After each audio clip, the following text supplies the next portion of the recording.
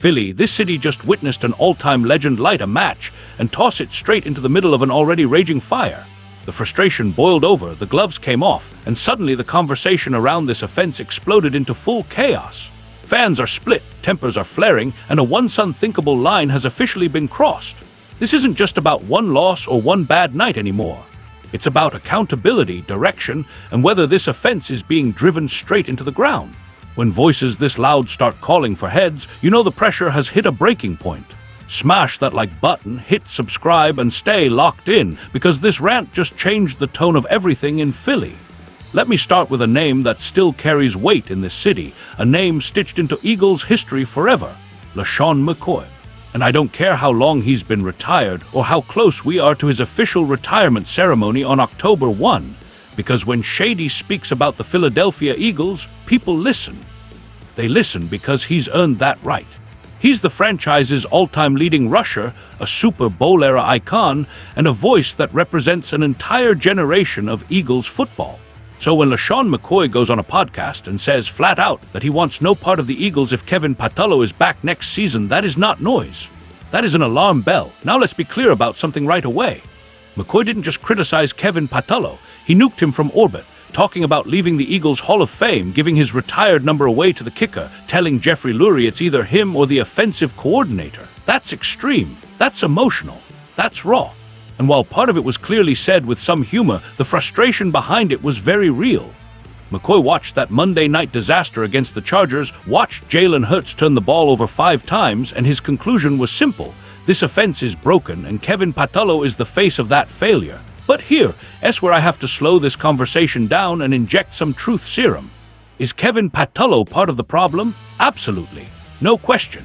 This Eagles offense has become conservative, predictable, and painfully easy to defend. Hitch routes everywhere, receivers stopping in space instead of attacking it. A deep passing game that's been practically erased from the playbook despite how lethal it used to be.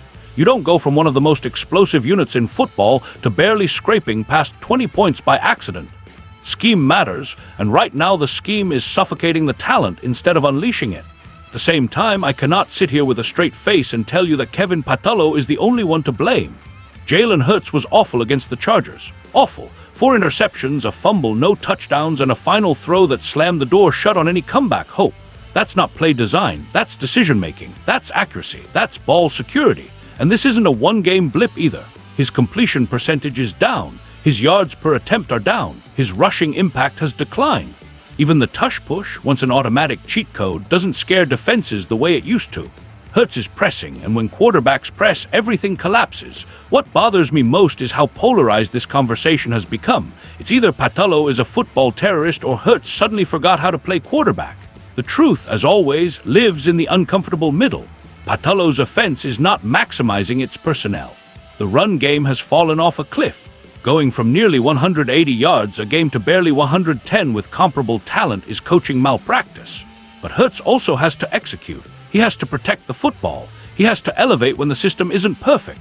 Franchise quarterbacks don't get absolved because the play call wasn't ideal. And this is where LeSean McCoy's rant, as passionate as it was, loses some credibility for me. Shady knows football. He knows turnovers kill teams.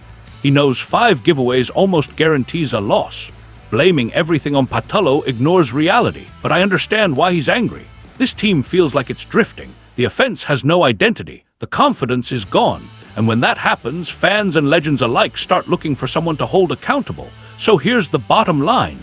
The Eagles don't have the luxury of choosing sides. They don't get to scapegoat one man and hope everything magically improves. Kevin Patullo has to evolve or be replaced. Jalen Hurts has to play better, period. And the organization has to figure this out fast, because if they don't, this season is heading straight toward another late collapse and an early playoff exit. Now I want to hear from you. Do you side with LeSean McCoy and believe Kevin Patullo has to go no matter what? Or do you think Jalen Hurts deserves more blame for the offensive meltdown? Drop your take in the comments, like the video, subscribe to the channel, and stay locked in with me as we hold everyone in this Eagles organization accountable.